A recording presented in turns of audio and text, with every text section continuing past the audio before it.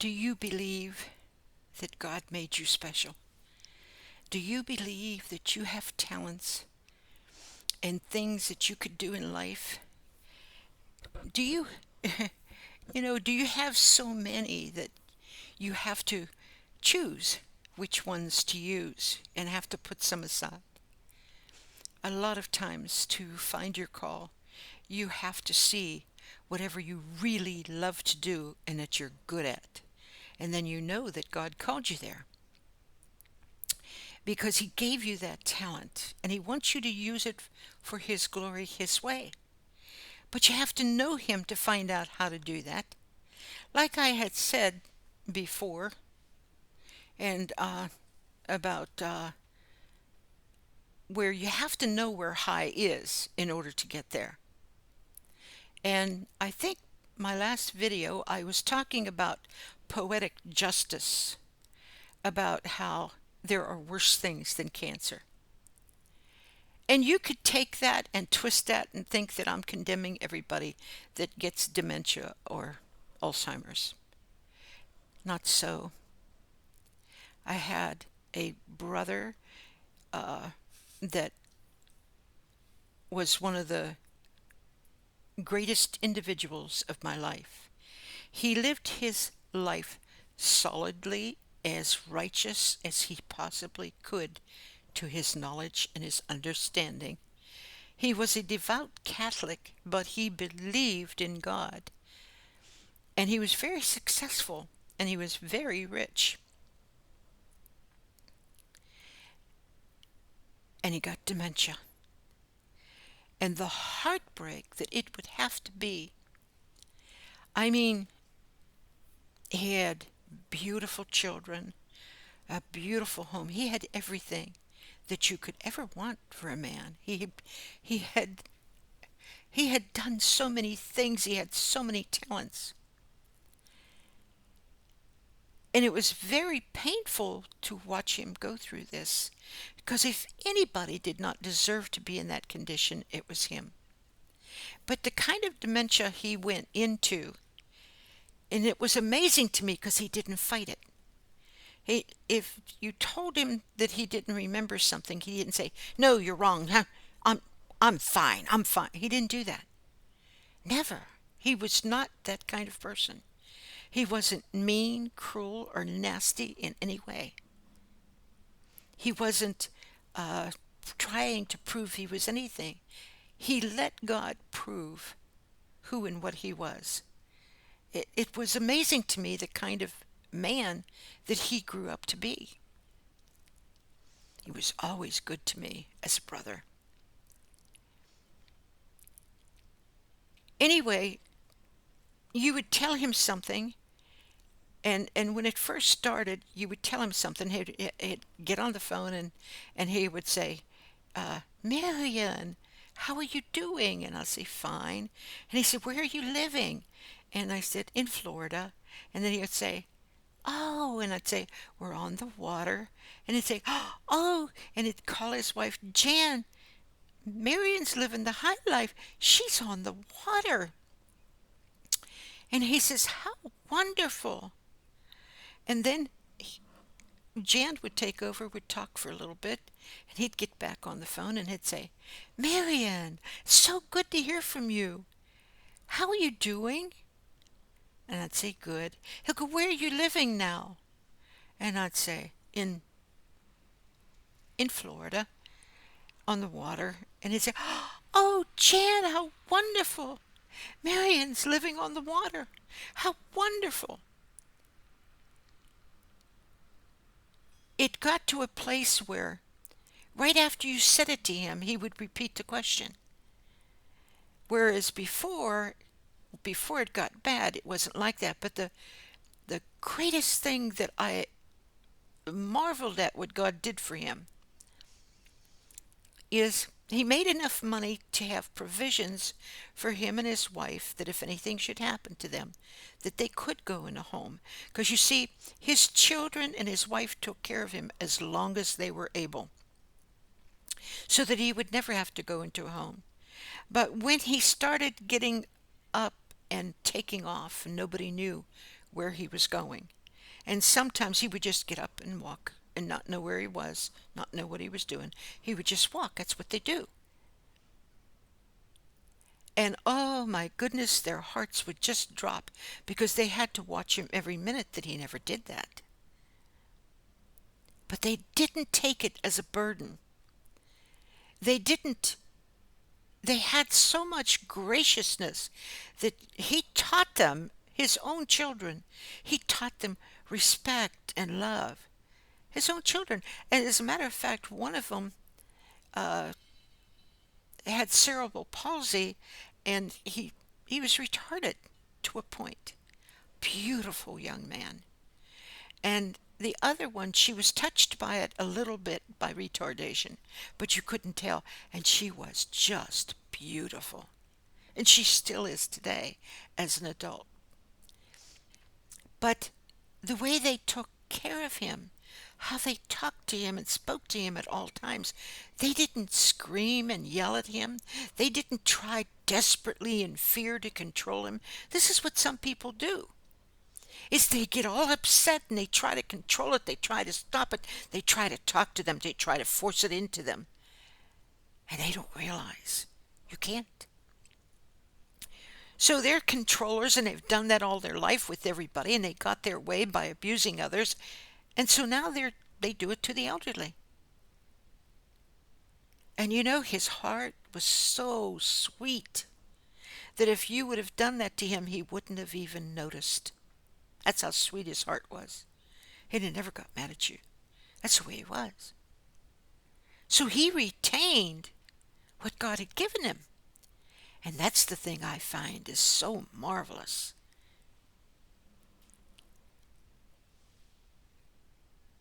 He depended upon his wife to take care of him, and she did an excellent job with such love and such grace. But you see, suddenly she became very ill. And I guess, I don't know what the name of it that happened to her, but within a couple months she was gone. She was put into a home that was across the street from the home he was staying at. And every day he played games with the other patients in that home. And every day he was like a little boy. His mind and his thoughts and his feeling was all like a little boy, just enjoying his life as a little boy. What a marvelous, marvelous, wonderful Savior we had. His dementia could have been a torment. He could have had people surrounding him that were mean and cruel to him. He could have had people that because he made a lot of money use him, continue to use him as much as they possibly could. He could have had that. But oh, he had such a great wife and such marvelous children. And I think about that is poetic justice for him. Because everything he did all of his life to do what was right and good, God was blessing him now in spite of the dementia. He wasn't troubled. He didn't have those problems. And I missed him very much because I could have conversations with him because he was so intelligent. And I miss him now. He just passed away last year. Because with dementia, I don't think you last very long. Just like Alzheimer's. When my dad died of Alzheimer's, he was emaciated. And he didn't last very long from the time it started till the time it finished. So I'm looking out the window because I saw a cat run by and I wanted to see if my doggie noticed. Anyway, I'm just telling you that even in sickness or in health, God does take care of his own. For I know from the time he was little, he told me, and I didn't know it until he was like well into his 50s, that he knew God even when he was little. And he said, all of my life I knew God was with me. And I thought, how marvelous, how wonderful that is. I didn't discover God, know there it was even a God, till after I was 32 years old. And there he was living in the same house and always knew it. He said, ever since I can remember. He was about 6 years older than me, about the age of my husband. He would have been 86 this year.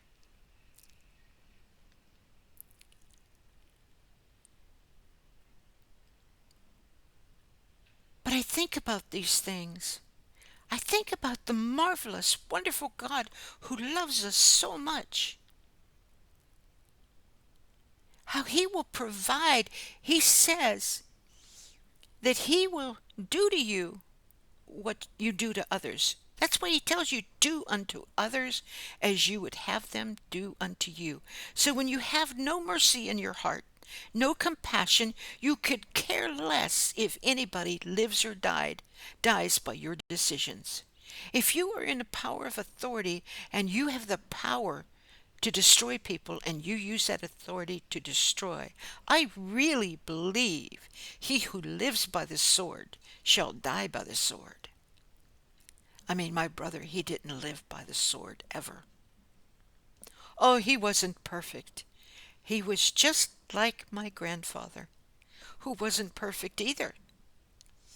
But they were the only examples of what great men in life are. And like I had said many times, if people only knew the value of a man, they only understood, no matter what the race, how valuable they are to God. So valuable that God died for them. God died for my brother. And I could accept his passing away, just like I could accept my daughter's. But I think to myself, oh, there were others that were mean and literally cruel, and they paid for it before they died. They began to pay for it before their time came, where they would curse and swear at you and hate you for no cause or no reason. They would be delusional and trying to control everything, trying to take off of you, trying to make you what they thought you ought to be. And they didn't care if you lived or died. All they cared about is this. One of them in particular abused his mother-in-law so bad in screaming at her, who had Alzheimer's, for her to give him her Social Security check so he could go waste it. And you couldn't tell him. He had the support of the church. The church lifted him up and said, oh, this is the greatest man. Oh, he spent so much time helping the pastor, and all they did all the time they worked was gossip and lie. That's all they did. They talked about this one, they talked about that one, and when the time came and he got sick, he was in a fetal position for 10 years. That's a long time. And he suffered a lot. God says, if you will know the day of the day of my visitation, if you don't know it, he's going to do something about it. He said, if you understand what I'm talking about with these things, if you think that people suffer because they were so bad, like the people that with oh, trying to think of his name right now, Samson, that the tower fell on them. You think that it was because they were so bad. He says, you better think again. You better get rid of that thinking, because you might likewise perish. When you're positive that someone else is suffering because they were so bad, think again. Some things are very obvious when people haven't repented. when people right in front of you continually do the most wicked and evil things. And I'm not talking about their choice, their sexual choice, or their preference in bed. I'm not talking about that. That's their business. That's between them and God. I'm talking about hurting other people, that they labor and work to gain and get, and they don't care if anybody around them lives and dies as long as they get. No, those people, they're going to have a comeuppance day, because he's going to come and check it out. Because you see over here, this one's crying out and praying, Lord, this is happening. I don't know what to do. Please help this other person who's suffering. And then this other one over here is praying, and God is hearing all of these prayers concerning you, concerning the one that is doing these things. So God says, well, I'm going to come and check this out if what I heard is true. And he said, if I find you're not doing what you're supposed to be doing, I'm going to cut you asunder, which means you're going to get a good scutching.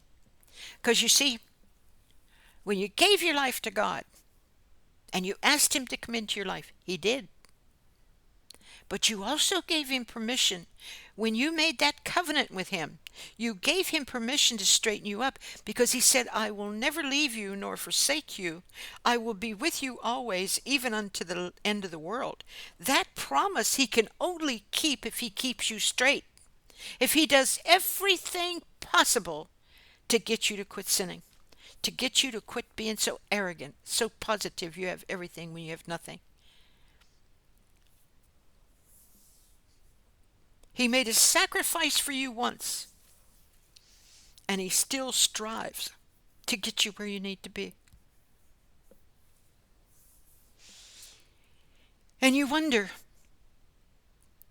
and I'm not saying that I wonder this about people, because I don't. I wonder how people can hurt babies, children. It makes me wonder and makes me afraid for them.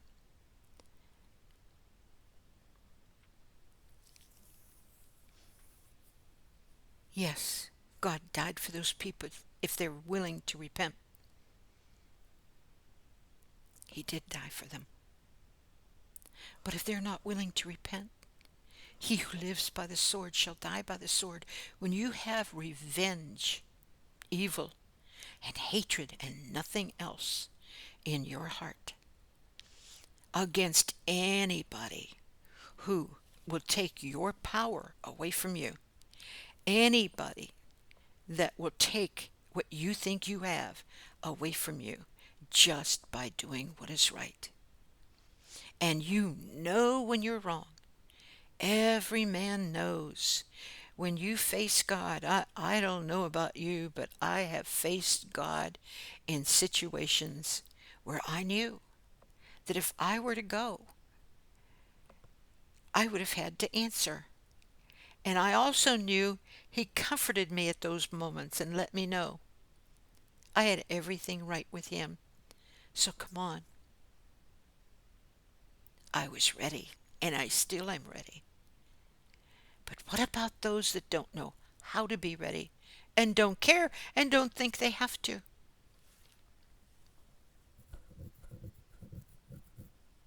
Strong delusion is a terrible thing to endure. Being delusional is a terrible thing. Sometimes I think people feed it. People will tell you things that are not true about yourself to build you up so they can use you the way they want to use you. They could do with you what they want to do. And very few people of influence and power have true friends that'll tell them the truth. They have very few people. That's why it is so important that if you're going to prophesy, if you're going to talk to people, tell them the truth no matter what. Don't think about what they think, what they feel, what they say. Think about what God says. Because he sent you. And if you're not living the life and you're telling other people like he said, you who teach teach not to commit adultery. Do you commit adultery? You teach not to steal. Do you steal? Your life has to be a higher standard. Your life has to be far above those things. So if somebody comes along and says you're doing this and you're doing that, in your heart, because you know you have never done that, and God got all of your past sins under the blood, and you know you haven't done that, you don't have to worry about it. I said, live your life so that if someone accuses you of something, it's a lie. Stay away from all appearance of evil. And I tell you this from experience. I told you, I either did it and repented of it, or I never touched it. But there were times in my life where I did not know, and that's like 30 years ago. I did not know that I was just this close to doing what was wrong. This close to not staying away from all appearance of evil. Because what you do is you get it in your head, well, it's going to be okay. Because you know what, I'm really working on this. I really want to help this person. And you're going down the whole time, down the drain with them. Because they really don't want your help. What they want to do is play. And they use you, and you can't see it because you're really striving to help them.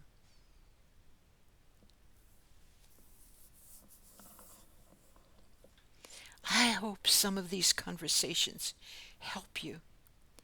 Help you to get on fire for God. I can remember a young man telling me years ago when I had my radio show. And he said to me, Marian, how do you stay hot for God? Well, you know, it never occurred to me that you would call that hot. Hot for God. Burning fire within me for God. He said, how do you stay that way? I don't know any other way to be. In all of my Christian life, that was the only way I knew how to live, how to think, how to feel.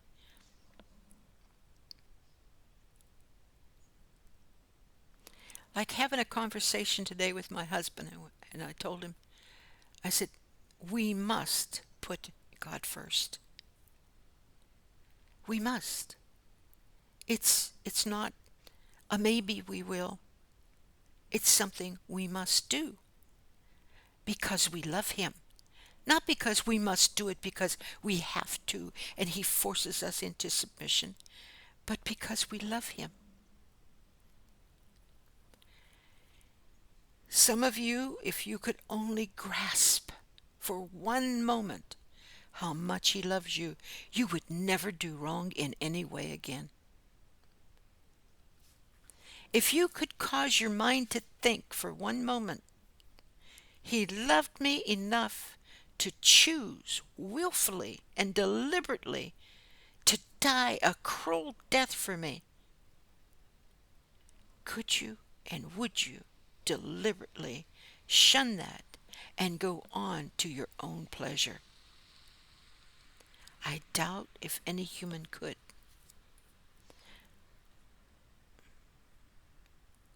I know I couldn't.